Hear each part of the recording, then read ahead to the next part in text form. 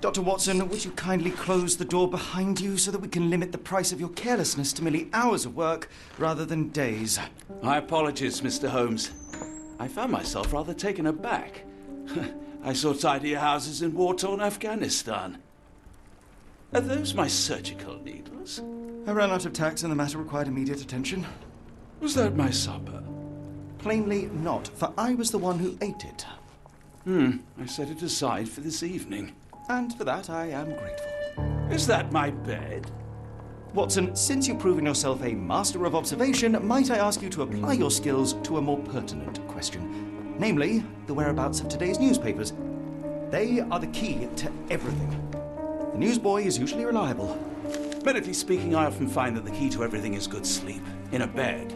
Your papers are here, on the table. Let us see what the postman brought today.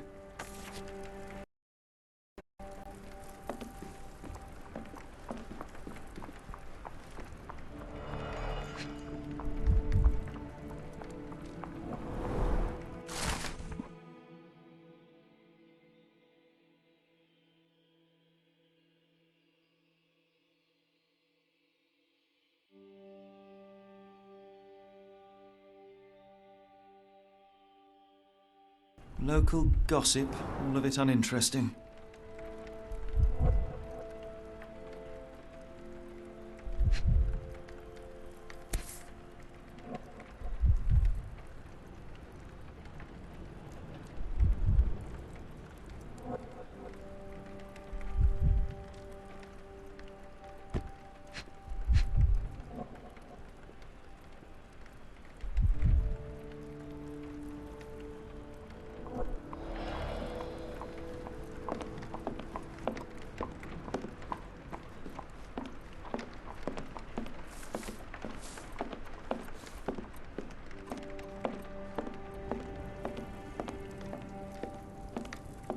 Close, I know it.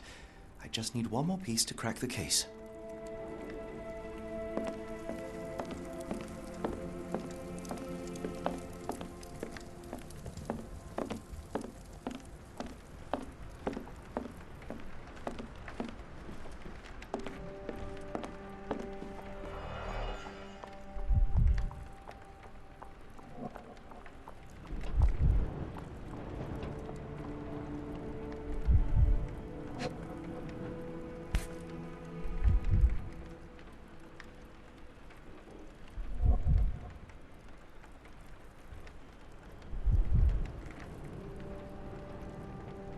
Another letter from Werner. I never reply, but they keep coming.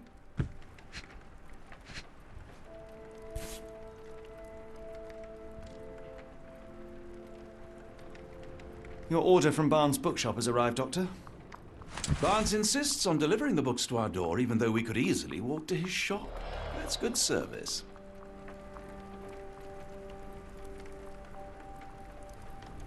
I don't see the Strand. Where is it? Pardon me? I am on the precipice of uncovering a pattern of crime across London spanning many months and involving many men. The missing paper cannot be a coincidence. That's preposterous. My dear fellow, life is infinitely stranger than anything which the mind of man can invent. Well, life used your newspaper to wipe its posterior, so after that unpleasant discovery this morning, I disposed of it. But in lieu of the Strand, perhaps I can deliver you something equally tantalizing. I have just returned from a patient of mine, Captain Stemwick, who... No, that will not do. Grab your coat, Dr. Watson. Let us hope nobody has collected the dustbin.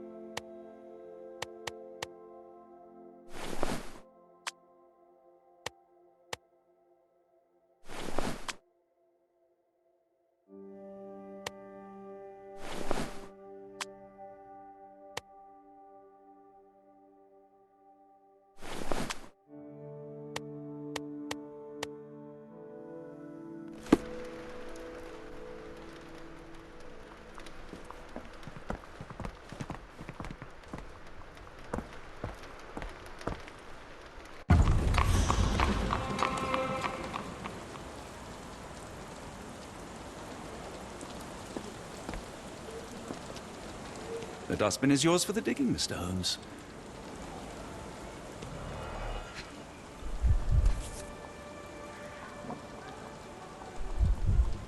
A cactus spine. If it gets in your skin, it's awfully tricky to remove, and when laced with poison, the perfect assassination tool.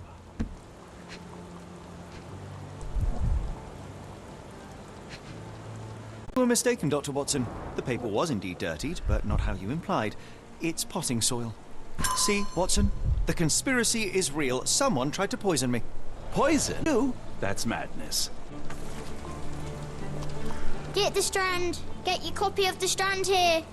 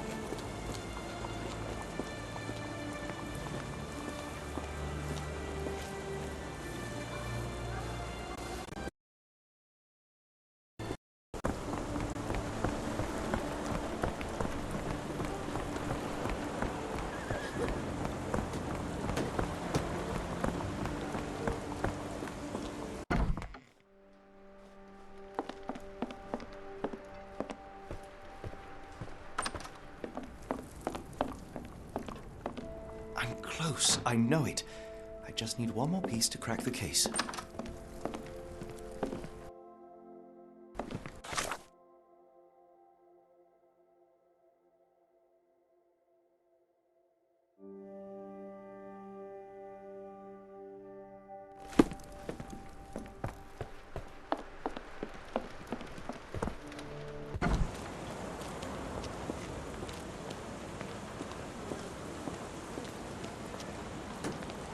Do you even have enemies that would want to kill you? Okay, perhaps from Cordona.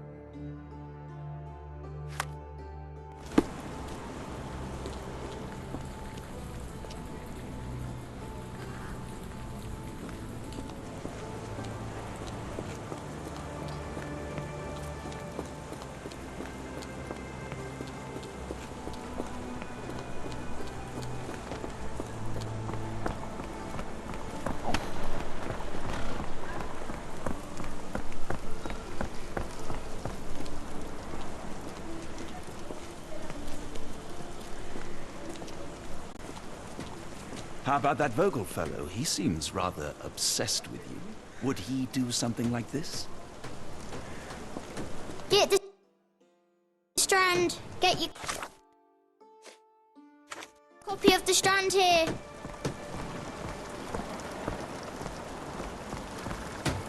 Sorry, Mr. Holmes.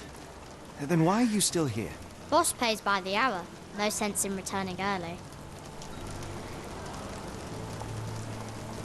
A bright child? I presume you see everything that goes on around here? Nothing gets past me, mister. Then tell me, did you notice anyone suspicious at my door this morning? Like the man with your newspaper. Precisely. What do you know? I know the value of a shilling. Dr. Watson? Cool, now I can take the day off.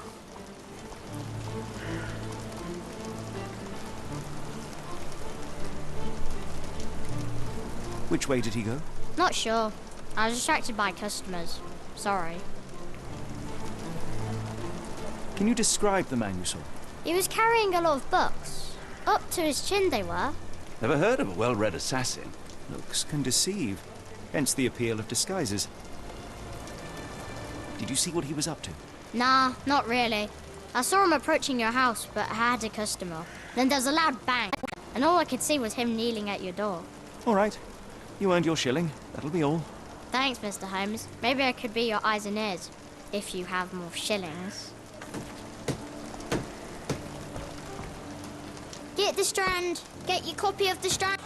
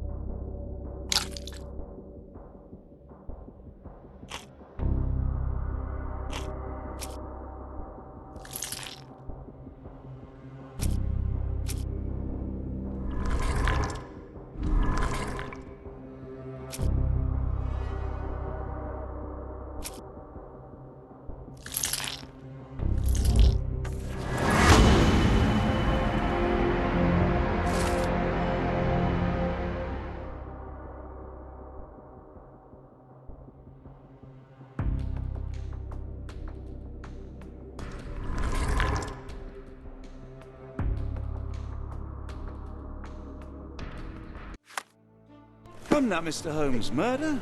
Yes, Barnes has his quirks, but he also has his scruples. Not every pawn knows it's part of a game.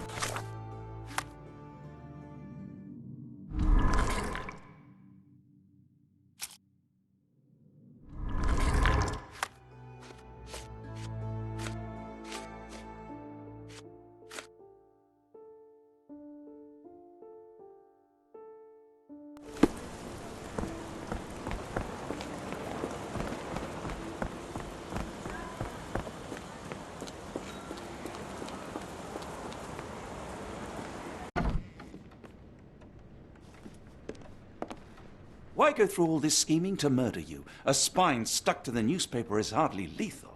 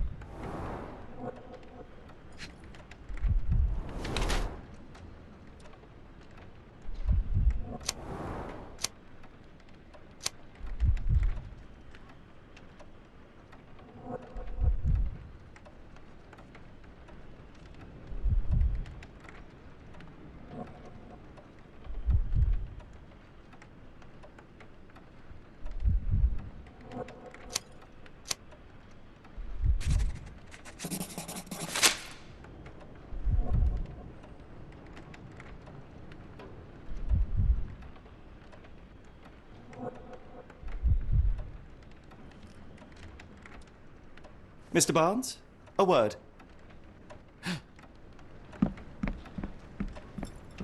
Ah, for goodness sake.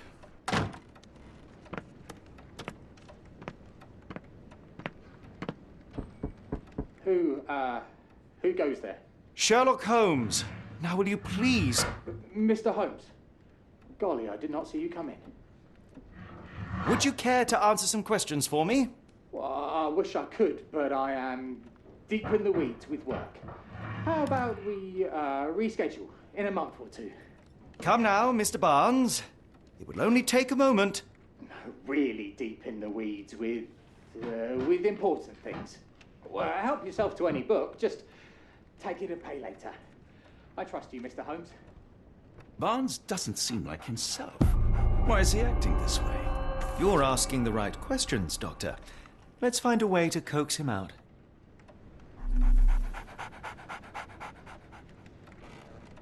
So, Barnes has a dog now. Who's a good boy?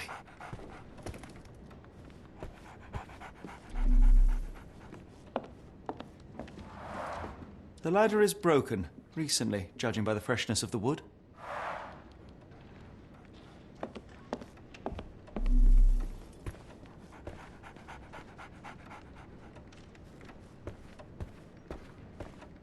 I could hardly imagine anything more macabre.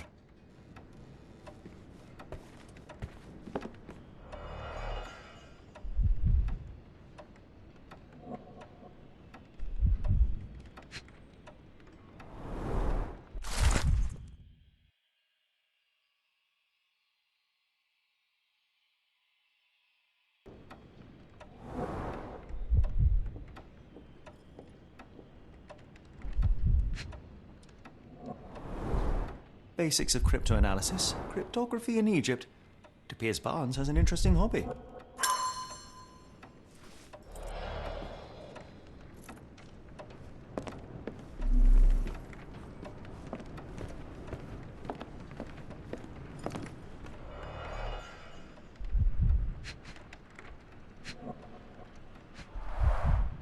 finest view London has to offer.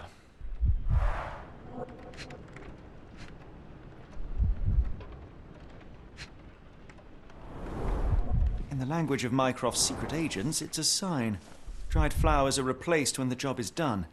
I wonder who the recipient is. An improvised stand, but it does make the flowers more visible.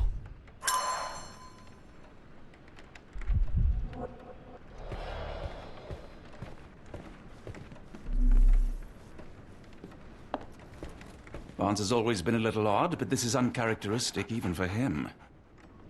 We're looking for a cactus needle in a haystack. A spine in a book stack? No, come on, Watson, think.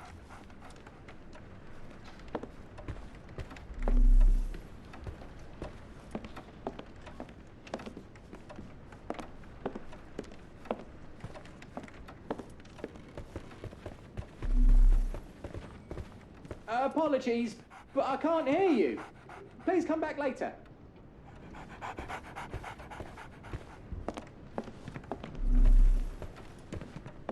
I like bookshops. One of the few spots in London where you are shunned for making a racket.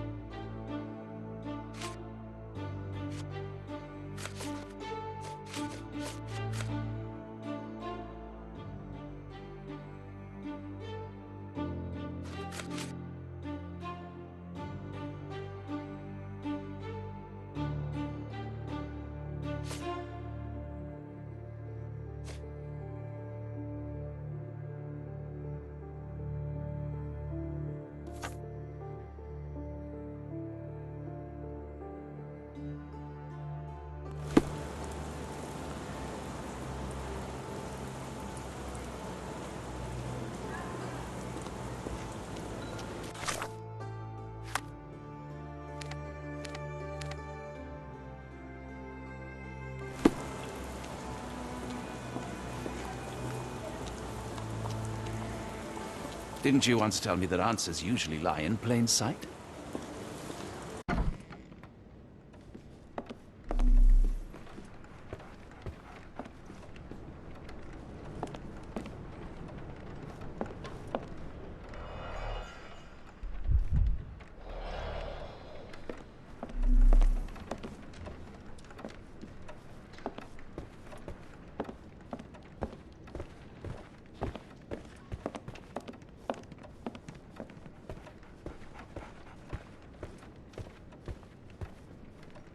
So, Barnes has a dog now.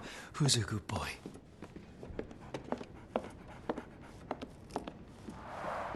The ladder is broken, recently, judging by the freshness of the wood.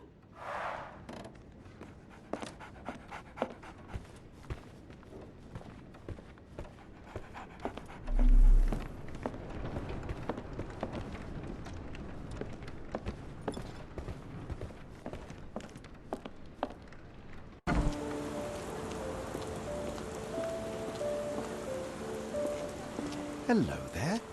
What's your name? Lily. I know, not very original.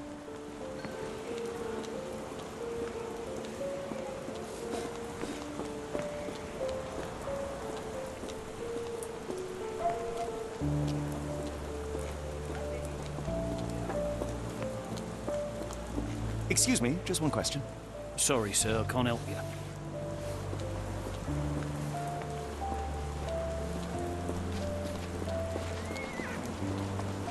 Could you help me? It is a shame I can't answer your question. May I ask you something? I can't tell you because I don't know.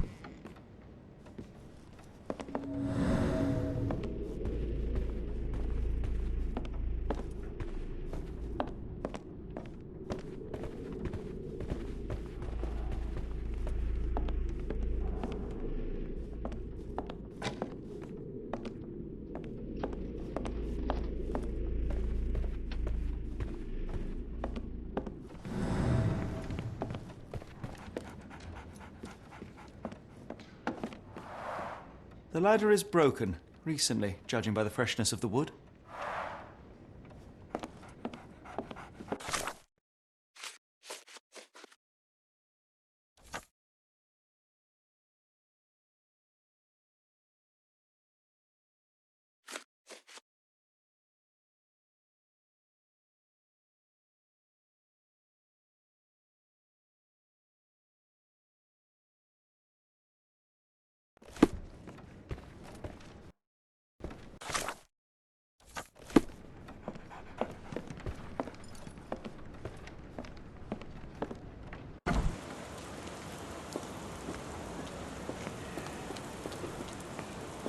Is this familiar to you? I can't help you with that, sir. Could you help me? It's a shame, but I can't help you. Help me, please. Excuse me, what? I'm not sure I know.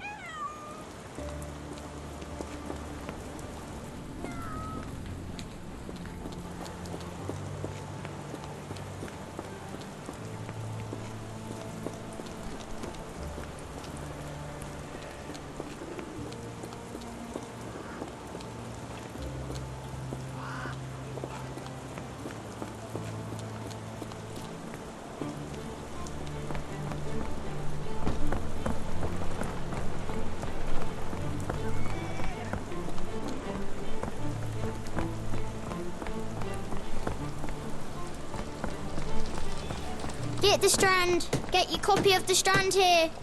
I'll stand watch, just in case the strange man comes back.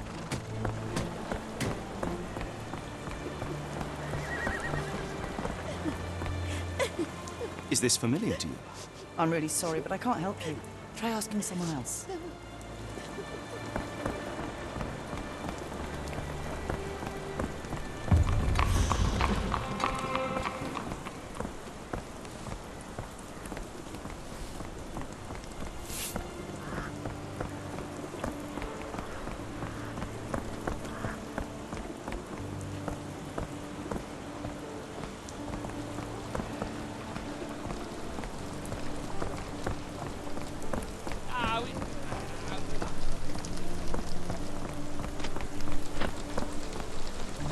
Are you able to help me? I'm really sorry, but I can't help you. Try asking someone else.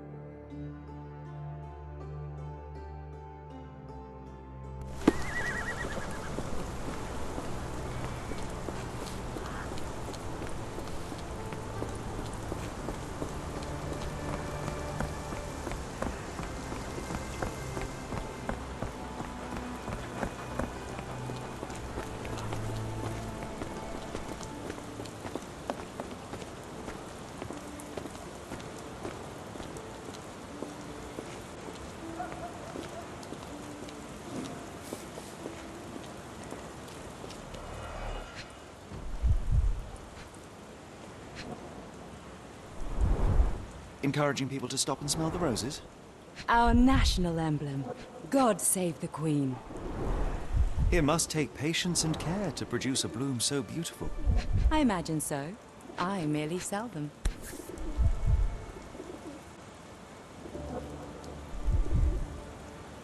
The pot is damaged. The blow was severe, but softened by something.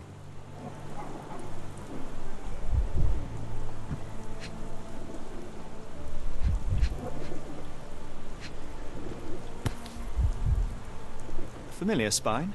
Is this what I found in my dustbin?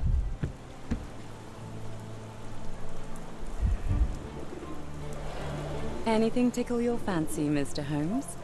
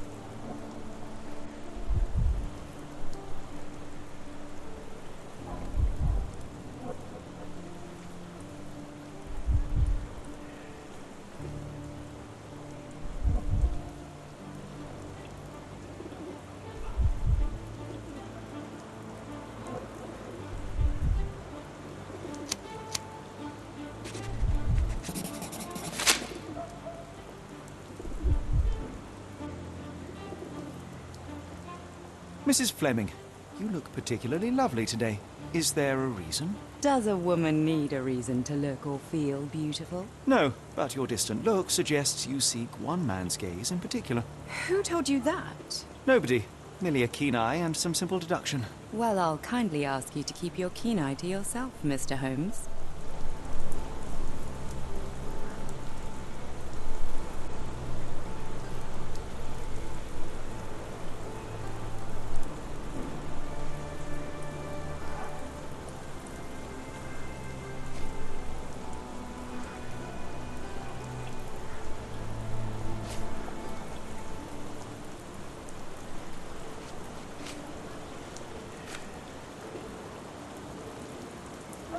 I'm afraid I can't help with that, Mr. Holmes.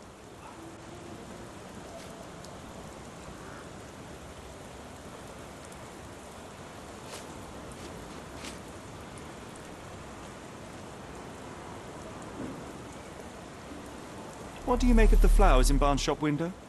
Well, they could use a bit of water. Do they mean anything to you? Mean anything how? I'm not sure I follow, Mr. Holmes. Why do you think they're there? Are you suggesting the flowers are for me? It seems likely, does it not? Oh, I hope you're right.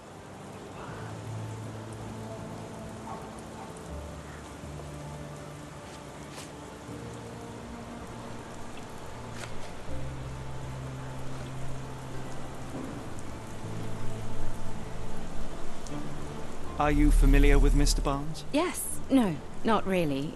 Well, in a way. What on earth does that mean? I know who he is, of course, but we haven't shared much more than a look. A look? Yes. Each morning I go for a walk in the park with my dog, and most days I spot Mr. Barnes there with his new puppy, so we see each other. Actually, we once met briefly while our dogs played. He was quiet and seemed unsteady as he approached, but since then, we've never spoken. I often see him staring through the shop window.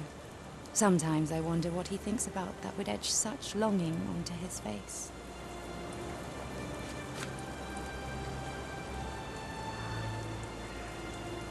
Are you sure you're asking the right person? I'm just a flower seller.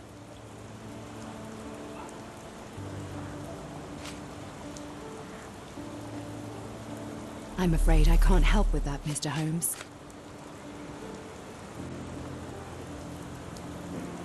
I don't know anything about this, sorry.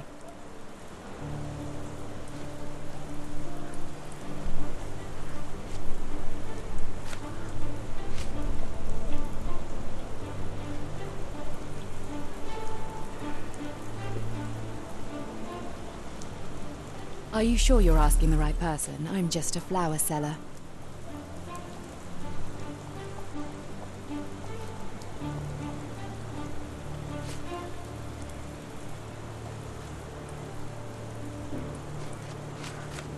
I'm afraid I can't help with that, Mr. Holmes. One of these things is not like the other. Come again? The cactus. Those fearsome spines can prove a devil to remove, and the sap is often toxic. And a rose thorn can give you tetanus, but we still grow them. The cactus seems comparatively harmless, though you have me thinking it must be valuable. I was under the impression that you knew its price already. Your guess is as good as mine. The first time I saw this cactus was when I came back from my break.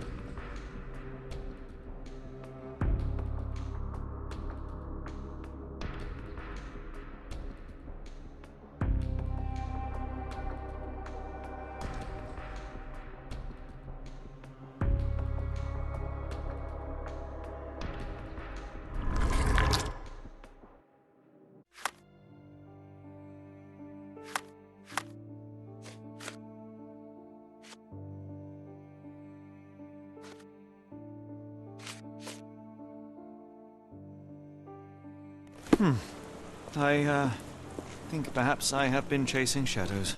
Do not despair, Mr. Holmes. Even the best of us make mistakes. We better tell Mr. Barnes what we've learned. Mr. Barnes, I know what you did, and I know why you did it. I'm sorry, Mr. Holmes. I can't hear you very well from behind the door. You ordered a cactus from the plant catalogue and then left it for Mrs. Fleming as a gift. You place flowers in the window to get her attention and wear high heels to appear taller and more desirable. You are her secret admirer.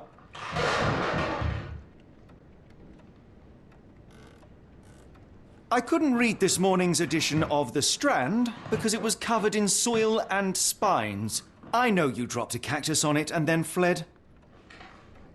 Barnes, it's Dr. Watson. Rest assured we are not interested in disclosing your personal affairs to anyone, including Mrs. Fleming. Please come out. All right, then.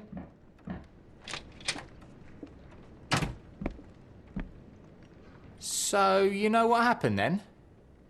I was on my way back from the post office, having picked up the cactus and some books. It was quite an awkward package, heavy too, and when I got to your door, I dropped the cactus and your paper. Forgive me. I needed that paper to prove a theory and prevent a crime. Your actions were rather disruptive. Your clumsiness carrying the post is matched only by the clumsiness of your romantic gesture. Oh, it's true. I am useless with this sort of thing. I'm not even sure if Mrs. Fleming noticed. As in most things in life, truth is the answer. Cease with the abstruse signals and anonymous gifts, and simply talk to the woman. What is the worst that can happen? She rejects you, and you are freed from this endless purgatory. That... Yes, you are correct, of course. I do have a slight tendency to overthink things. Thank you. So, at last, we return to the matter of the paper.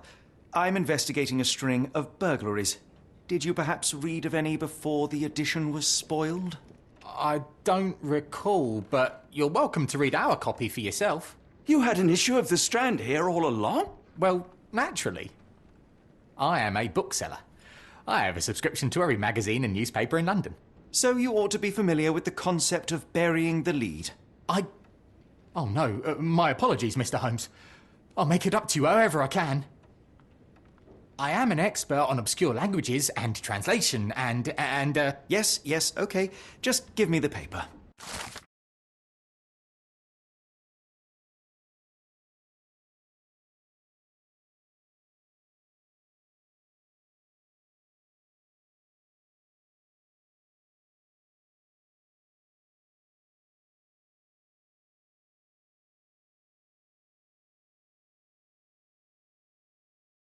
Come, Dr. Watson.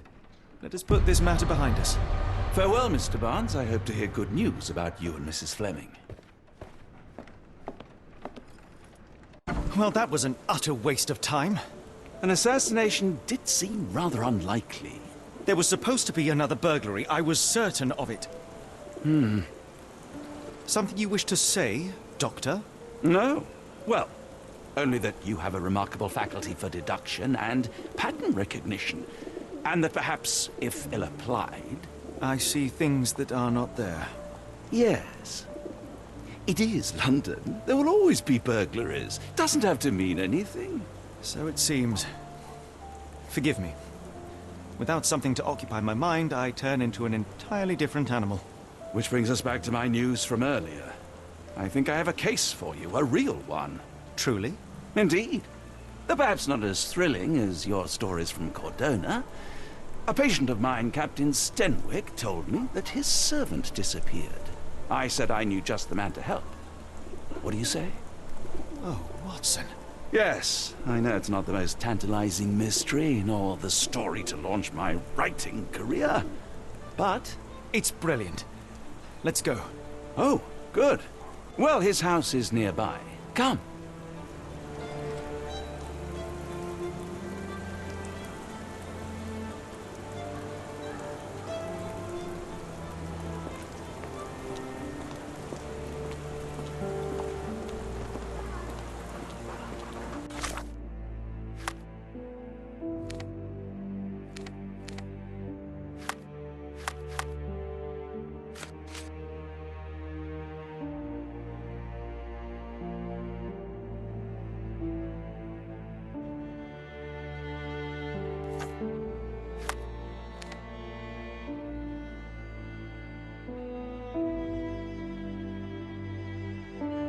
Not much further now.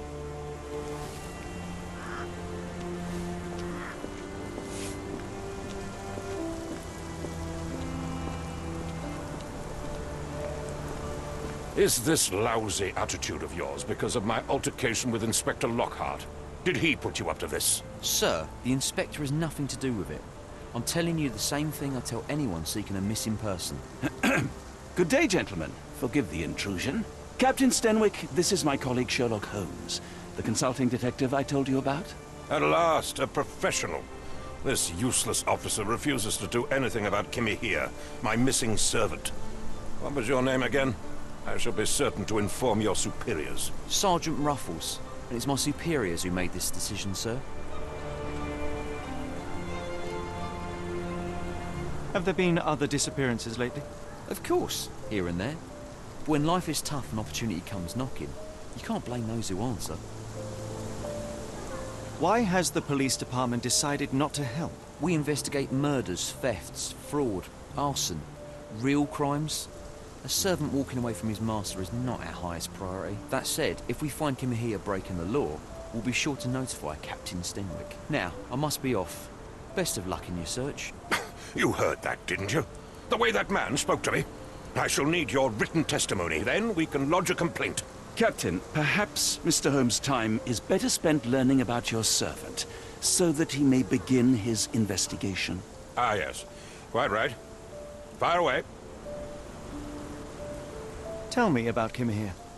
He's foreign. A Maori. All the way from New Zealand. Biggest man you've ever seen, and as strong as two. Dark hair and fearsome tattoos. He doesn't speak a whit of English. Never bothered to learn. But I made do with pointing. I invested a lot of money in him, so he must be found. When did you last see your servant? Kimmy here normally brings me the morning papers, but yesterday I had to get them myself. He must have escaped the night before yesterday. May I see your servant's bedroom? His shack is in the garden. You can't miss it. Did you search the room?